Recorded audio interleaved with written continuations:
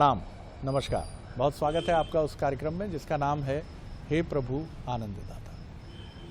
ये WhatsApp number जो आपकी स्क्रीन पर है, आपके सुझाव, विचार, रिएक्शंस हमें भेजते रहें। 7000969440 ये हमारा नंबर है। आज हम जिस विषय पर बात कर रहे हैं वो विषय बहुत संवेदनशील है। आज जबकि हम ये देख रहे हैं कि स्त्री और पुरुष दोनों तराजू के पड़लों पर समान रूप से बराबर, ये किसी ने दिया नहीं है ये दायित्व। ये अगर प्रकृति को हम ईश्वर कहें, माँ कहें, पिता कहें, उसने ये व्यवस्था आरंभ से दी कि आप दोनों अपरिहार्य हैं सृजन के लिए, निर्माण के लिए, एक दूसरे के सहयोग सानिध्य के लिए, प्रेम के लिए, लड़ाई झगड़े के लिए भी। इसलिए आप दोनों 50-50% हैं। लेकिन स्त्रियों को ये 50% इस जगत के अस्तित्व में आने के बाद मिला नहीं। युद्ध जब भी हुए तो सबसे बड़ा निशाना बनी स्त्रियां और बच्चे। कारण कह सकते हैं आप कि उनकी जो शारीरिक थोड़ी सी पुरुष की अपेक्षा जो उनका शारीरिक बल कम होता है, ऐसा माना जाता है। हालांकि कहने वाले कम नहीं है कि स्त्रियां किसी से कम नहीं हैं, लेकिन अध्यात्म जगत में स्त्री और पुरुष के इस बराबरी के स्वरूप पर क्या कहा गया। आज भी हम देखते हैं 2023 में भी कि स्त्रियों पर जिस तरह के बर्बर अत्याचार हमें सुनने को मिलते हैं। 35 टुकड़े कर दिए। राजधानी दिल्ली में सरे राह एक नाबालिग लड़की को जिस तरह से बर्बरतापूर्वक मार दिया जाता है। तो ये प्रश्न फिर उठता है कि ये बराबरी कब। बराबरी का जो अर्थ भी है वो अर्थ यही होता है कि सम्मान। बराबरी का अर्थ ये नहीं है कि कोई दबदबा दे दिया, कोई राजदंड दे दिया स्त्री का वो सम्मान जिसकी वो हर दृष्टि से पात्र है, वो उसको मिलता नहीं। लेकिन ये तो आपकी हमारी बहस है, संसार की बहस है, चलती चली आ रही। लेकिन ये जिज्ञासा मेरे मन में भी है और शायद आपके मन में भी होगी कि अध्यात्म इस पर क्या बोलता है। स्त्री पुरुष के इस बराबरी के संबंधों पर या स्त्री पुरुष की इस बराबरी पर उसका क्या कहना। आज ये बहुत ही महत्वपूर्ण सत्र होगा जब हम अपने विद्वान वक्ता से इस बेहद महत्वपूर्ण विषय पर सुनेंगे उनको। हमारे साथ हैं भगवत गीता के अध्येता, मानस मर्मज्ञ प्रोफेसर डॉक्टर सुरेंद्र बिहारी गोस्वामी। प्रणाम कर रहा हूँ गोस्वामी जी। बड़ा महत्वपूर्ण विषय है आज का। आज आपने बड़ा चुनौतीपूर्ण विषय लोकाचार के लिए लाया है जी, अध्यात्म के लिए नहीं जी। अध्यात्म के लिए विषय कभी चुनौतीपूर्ण नहीं रहा जी। लेकिन लोकाचार में ये विषय जिसको कहते हैं little knowledge is always dangerous thing, अधूरा ज्ञान सदैव खतरनाक है। तो ज्ञानाभाव के कारण ये प्रश्न खड़ा हो गया कि कौन श्रेष्ठ है या उनकी तुलना की जाए या न की जाए। सबसे पहले एक प्रश्न ने, आपके एक शब्द ने मेरा ध्यान खींचा है, तो मैं उस शब्द को पहले पूरा कर लूं। आपने कहा थोड़ा बल में कमजोर होती हैं, शारीरिक बल में। तो मैं आपको बता दूं, बल की प्राप्ति हम देवताओं से करते हैं तथाकथित रूप से। देवताओं को बड़ा बलवान मानते हैं, लेकिन देवताओं को जब दानवों पराजित कर देते हैं तो अत्यंत बलशाली होते हैं। ध्यान रखिएगा, सहज रूप से दानव और राक्षस देवताओं से ज्यादा बलशाली होते हैं। डील डॉल में, आकृति में, स्वरूप में, शक्ति में, खान पान में, सब में श्रेष्ठ होते हैं दानव। ध्यान रखिएगा। और राक्षस जितने आप जिस स्वरूप में कह रहे हैं, जो लोग प्रतिकूलगामी होते हैं वो, लेकिन जब उनके जीवन में संकट आती है, वो संकट जब ब्रह्मा विष्णु और महेश भी समाधिस्थ हो जाते हैं कि भैया ये हमारे बस का नहीं है, तब ना आप पुकारते हो नमः शिवाय कल्याणे शांतय पुष्टय नमो नमः और कल्याणम गुरु भूमाता त्राहिना शत्रुतापतान। तब आपके सारे बल एकत्रित होकर एक महाबल बनता है। उस पुंज और प्रकाश में एक स्त्री का स्वरूप आता है जिसे आप कहते हैं महिषग्ने महामाये चामुंडे मुंड मालिनी काम्या चित्तम देही देम ब्रह्मचारिणी। तो देवी से अधिक शक्ति तो किसी के पास हो ही नहीं सकती, किसी के पास नहीं हो सकती।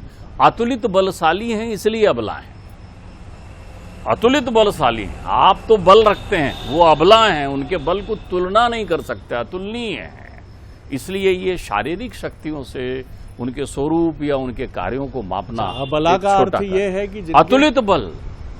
आप मूल्यवान हैं, लेकिन कोई कहे अमूल्य हैं, आ लगा दिया मैंने इसमें, आप देखिए आप प्रत्यय लगा दिया, तो मूल्य में आ लगा देने से उसकी मूल्यता कितनी बढ़ जाती है? अमूल्य।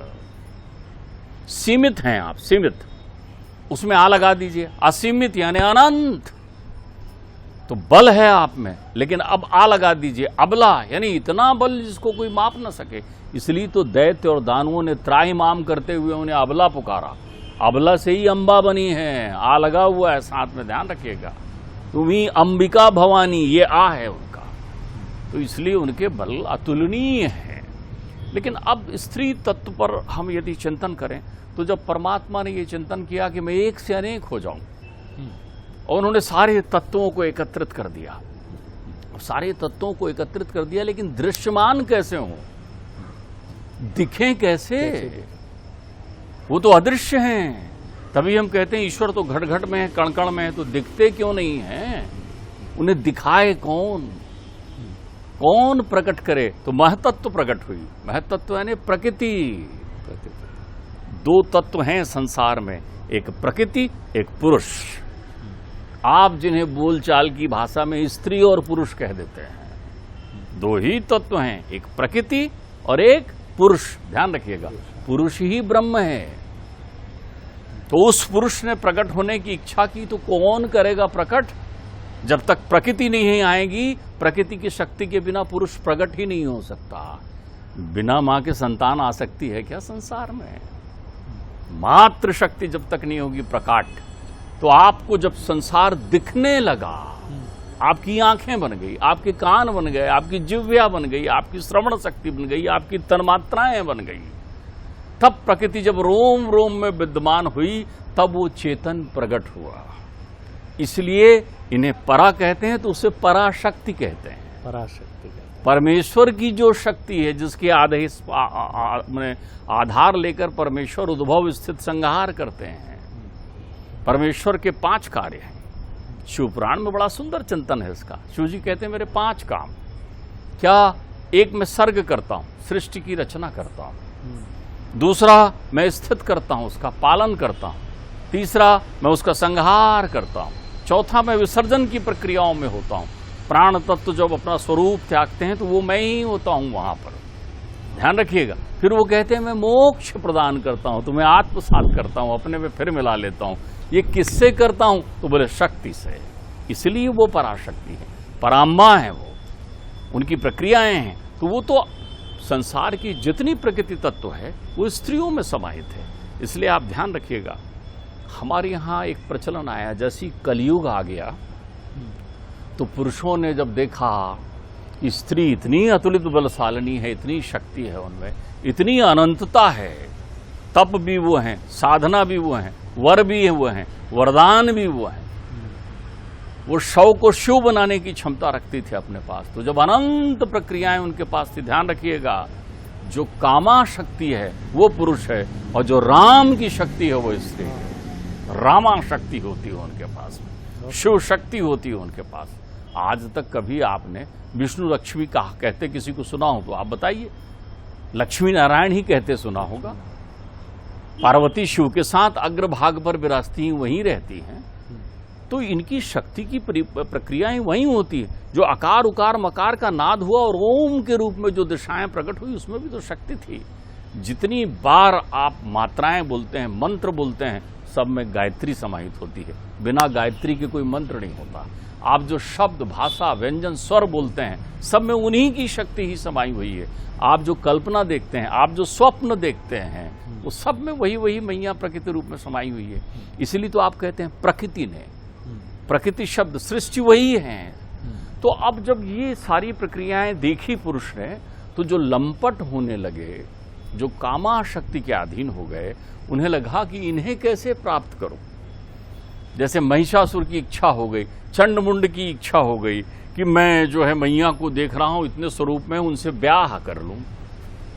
असुरों की इच्छा हो गई, उन्होंने कहा ब्याह कर लूं। लक्ष्मी जी प्रकट हुई तो असुरों को लगा हम ब्याह कर लें। मिली क्या उन्हें? स्पर्श भी कर पाए क्या उन्हें? क्योंकि उनके पास कामा शक्ति थी, उन्हें वो नहीं मिलती कभी भी। ध्यान रखिएगा, मिलती उन्हें जो उन्हें रामा शक्ति से ध्यान करते हैं, आर्तनाद से पुकारते हैं। तो उन्होंने देखा कि जब मां से बड़ी उपाधि नहीं है कोई संसार में। शरद जी त्रिलोक में घुमाइए, आप उसको ग्लोबल वर्ल्ड में घुमाइए, आप त्रिलोक को ऐसा नहीं समझेंगे, ग्लोबल वर्ल्ड में घुमाइए, सबसे बड़ी उपाधि तलाश कर रही है, जैसे पीएचडी, डॉक्टरेट, डीलीट, न जाने कितनी प्रकार की उपाधियां, 1008 फलाने ठिकाने दुनिया की आप उपाधि, ये सारी उपाधियां कहीं नहीं रखती। जो पुरुष लिंग में है उपाधियां, उनका कोई अस्तित्व नहीं, कुछ भी नहीं। आप इसको सहजता से समझ लीजिए।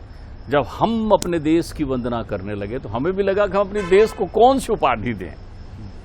देश का नाम आर्यावत, देश का नाम अजनाब खंड, देश का नाम इंडिया, देश का नाम भारत, देश का नाम हिंदुस्तान, इसमें से कोई भी नाम स्त्रीलिंग का नहीं है, सब पुरुष लिंग हैं, कोई भी नाम स्त्रीलिंग का नहीं है। लेकिन अब आपको उपाधि देना है, स्वरूप देना है, सम्मान देना है, वंदना करना है, तो आपने कहा मां, भारत मां। इससे बड़ी उपाधि आपको मिली नहीं। आप जिस धरती पर खड़े हुए हैं और जिस पर चरण रखकर डोलते हैं दुनियादारी में, इसको जब उपाधि देने की बात आई पंचभूतों में कि चलो इसकी वंदना करें, यह अन्न देती है, यह हमारे शरीर का बोझ लेती है, इस पर हम घर बनाते हैं, इस पर हम चलते फिरते हैं, इस पर हम जन्म लेते हैं, क्या दें? तो आपने कहा धरती मां, तुरंत मां बना दिया। अन्नपूर्णा मां, लक्ष्मी मां, काली मां। जल के बिना जीवन चलता? कौन सी नदी है जिसको आपने मां के नाम से नहीं पुकारा? गंगा मां, नर्मदा मां, यमुना मां। क्यों? इससे बड़ी उपाधि नहीं थी आपके पास।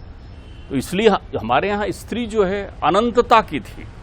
सीता के बिना राम का जीवन जीवन है, राधा के बिना श्याम का जीवन जीवन है। सृष्टि की रचना ही नहीं हो सकती। बाबा तुलसी तो वंदना करते हुए कहते हैं मैया की, कितनी श्रेष्ठतम वंदना है। उद्भव स्थित कारिणी, संहार कारिणी, क्लेश हारिणी, सर्व श्रेयस करिम, न तो हम सीता राम प्राण वल्लभाम, ये वंदना करते हैं। तो जब उन्होंने देखा लंपट पुरुषों ने कि अब क्या करें, स्त्री ये है, पुरुष यहां है, कामाशक्ति में है, विषयों में पड़ा हुआ है, दुनिया के दुराचार पापाचार में लिप्त है। एक बात और समझ लीजिए, चरित्रवान दिखने से, सज्जन दिख जाने से आपको पुण्य फल नहीं मिलते। आपके अंतर चिंतन में भी यदि स्त्री के प्रति दूषित भावना है तो आपसे बड़ा कुकर्मी और पापी संसार में कोई नहीं। अंतर चिंतन में आपकी दृष्टि में दोष है। बोल रहे हैं आइए आइए बैठिए और कुदृष्टि डाल रहे हैं, तो आप समझ लीजिए कुकर सुकर की तरह कुंभी पाक नरक में जाकर आप सड़ेंगे जीवन में। तो ये स्त्री है इतनी ऊंचाई पर, मां है, वो भगवती है, प्रकृति है, ईश्वर की जननी है। परमात्मा से किसी ने पूछा कि क्यों अवतार लेते हो, तो बोले कौशल्या से मिलने। क्यों अवतार लेते हो, तो बोले यशोदा मैया से मिलने। क्यों अवतार लेते हो, तो देवकी से मिलने आता हूं मैं संसार में, मुझे मां मिलती है वहां। मां वो इस संसार में त्रिलोक में पूजनीय है मां। तो आप देखिए, जब उन्होंने देखा कि इससे बड़ी उपाधि, स्वरूप, साधना, त्याग, तब समर्पण कुछ नहीं है, ये स्त्री है, ये पुरुष है, तो उन्होंने एक नया नारा दिया, स्त्रियों को पुरुषों की बराबरी में लाना है। क्योंकि उनको अंगूर खट्टे हैं ऊपर, उन्होंने वो सब स्वच्छंद आचरण करने के लिए उनको प्रेरित किया जिससे वो अपना वो स्वरूप त्याग कर नीचे आए हैं। स्त्रियों की बराबरी कभी पुरुष नहीं कर सकता, वो अतुलनीय है। तो उनको तुलनावान बनाने के लिए कि देखो मैं भी सिगरेट पीता हूं, तुम भी पियो, मैं भी शराब पीता हूं, तुम भी पियो, मैं भी उच्छृंखल होकर स्वच्छंद घूमता हूं, तुम भी घूमो। तो आपको एक ऐसी प्रतिस्पर्धा दे दी जिसमें आप अपने मूल स्वरूप से वंचित हो गए कि आप क्या हैं। कभी हीरे की बराबरी कांच को करते देखा है? ध्यान रखिए, जो एक बार कन्यादान कर लेता है, जिसके आंगन में एक बच्ची छम छम पायल बजाते हुए घूम जाती है, वो त्रिलोक में पुण्यमयी हो जाता है, उसको अश्वमेध यज्ञ का फल प्राप्त होता है। तो आप सोचे उनके प्रति दूषित विचार और दृष्टि रखने वाली की कितनी अधोगति होती होगी। वो 84 के फेरे में बने हुए सब योनियों में जो है भटकते भटकते फिर आते हैं। धन्य जन्म उनका हो जाता है जो स्त्री जन्म ले लिया। और स्त्री जन्म लेने के बाद यदि स्त्रीत्व की इस भावना को आप अपने चित्त में रखती हैं, वो महानता, वो सत्कर्म अपने जीवन में रखती हैं कि मैं स्त्री हूं, ये व्यवस्था नहीं है आपके जीवन की। आप उस लंपट कपटी कुटिल विशेषी सपने उस संत सभा नहीं देखी कि फेरे में मत आइए। जी जी जी। आप एक बात समझ लीजिए, काम पुरुष केवल कामासक्त होगा, केवल स्वार्थी होगा। समर्पण तो स्त्री का है, दातार तो स्त्री है, तपस्या तो स्त्री करती है। इसलिए स्त्री श्रेष्ठ थी, है और रहेगी, क्योंकि जब तक परा प्रकृति है तब तक सृष्टि है, सृष्टि स्त्री है। वाह वाह डॉक्टर साहब, बड़ा ही अद्भुत आपने विश्लेषण आज हमारे सामने प्रस्तुत किया। यानी अध्यात्म और सनातन परंपरा ने तो एक वैशिष्ट स्थान, एक बहुत ही स्पेशल पोजीशनिंग हमेशा से स्त्री के लिए है ही। कितनी सुंदर बात डॉक्टर साहब कह रहे हैं, प्रभु लालायित होते हैं कि उस मातृत्व सुख को मैं अनुभूत करने के लिए धरा पर आऊं, राम कृष्ण बनकर महसूस तो करूं, अनुभव तो करूं कि माँ का सुख क्या है। और स्त्री तो हमेशा ऊपर है। ये तो कुटिलता है कि आप कहते हैं कि पुरुषों की बराबरी से स्त्री की बराबरी की तुलना करना, तो बड़ा ही, देखिए आप सनातन परंपरा का महत्व कि उसका स्थान तो बहुत उच्च कोटि का है। इसको लेकर कई बार कुछ आधुनिक संतों की तरफ से भी हम ऐसी बातें सुनते हैं जो हमारी बौद्धिक संतुष्टि को तो शांत करती हैं कि स्त्री और पुरुष बराबर ही हैं, उनका दर्जा समान ही है। मैं नहीं कहता कि उनकी बातों पर अश्रद्धा रखिए या उससे अपने को अलग करिए, या ये आपका अधिकार है, आप जिस दर्शन को, जिस विषय को आत्मसात करें।